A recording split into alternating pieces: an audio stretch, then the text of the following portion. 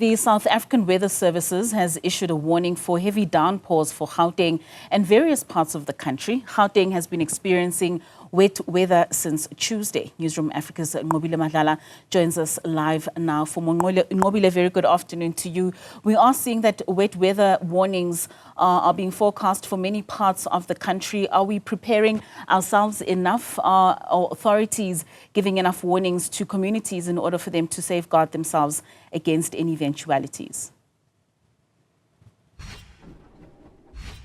Well, Katleho, from what we're hearing from authorities, they're saying that they are on standby, and of course they do have an education element to keep the communities aware of what is taking place. The rain may have stopped for just a bit right now, but we know that according to the weather services, we are still expecting quite a wet weather just for the whole day, specifically till the end of today. But we will see, of course, as the day continues, if it does get to that. But it does feel nippy if you're outside, and I want to bring in my guest now from the EMS to speak to us about this.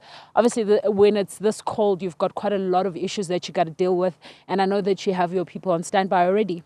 Yes, we've got our teams on high alert. Firstly, due to the rainfall, we've got our disaster management monitoring teams on high alert, monitoring most of our low-lying areas, because you will know that when we have rainfalls like this, our residents, mostly in our informal settlements, they are residing mostly along Jacques, Klip Valley and Kalfontein river streams. So those are mostly the residents who are monitoring to ensure that if they have got any challenges or, of water moving into their households, we can be able to assist them.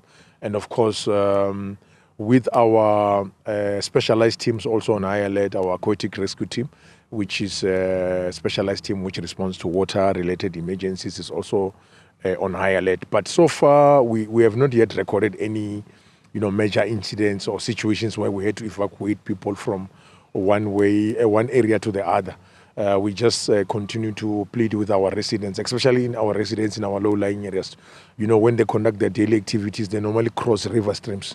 So we're pleading with them to avoid crossing those river streams while they're conducting their daily activities, monitor young kids to stay away from river streams, and of course our motorists to continue to exercise caution while driving, avoid crossing flooded roads and flooded low-lying bridges. Is there specific areas that you're watching from Johannesburg? Yes, mostly areas like, Jacques, in Alex, areas like Kliptown and Soweto, actually all those areas where, residents are residing along the river streams.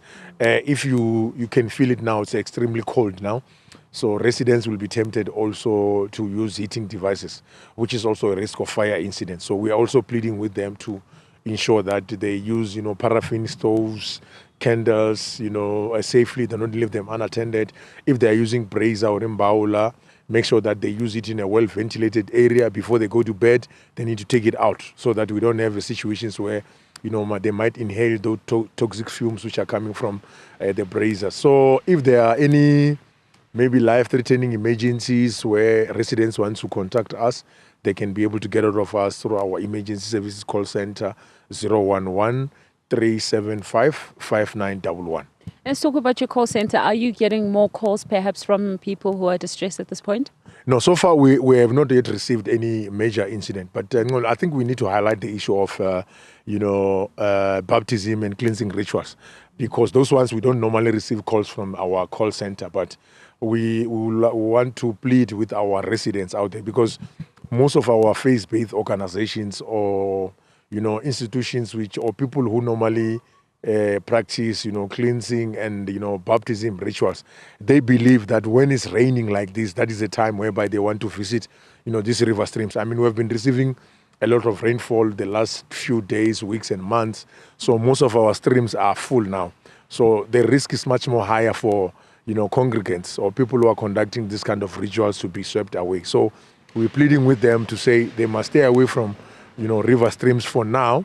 That is dangerous for them, to be conducting the baptism and cleansing rituals, because we might have situations where they might be swept away while they're conducting those kind of rituals.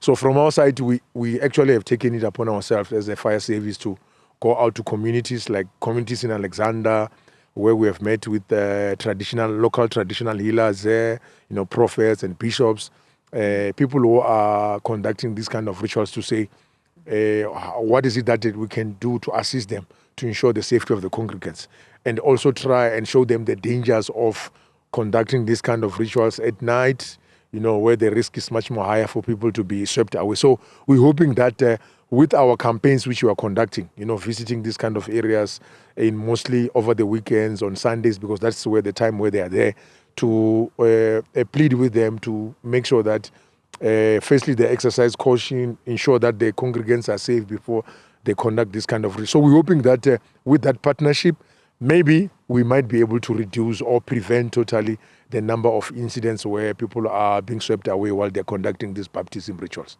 All right, thank you very much for speaking to us. That's Robert Mulaudzi. He's from the EMS services in Johannesburg, and as you can hear from him, even though they haven't received as many calls in terms of people who are distressed, they are going out on campaigns, speaking to people just to caution them to ensure that they are exercising caution during this rainy weather, but they remain on alert should anything happen.